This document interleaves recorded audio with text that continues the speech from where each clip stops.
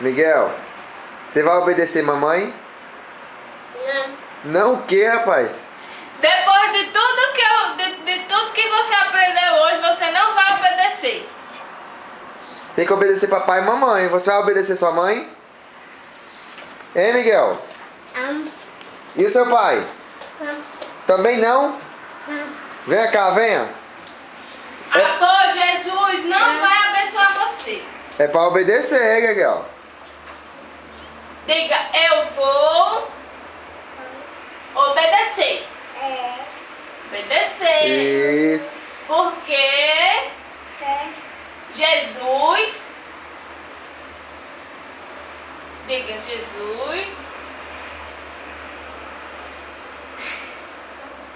Diga, Jesus. Olha Jesus, olha lá. Jesus. Diga, Jesus.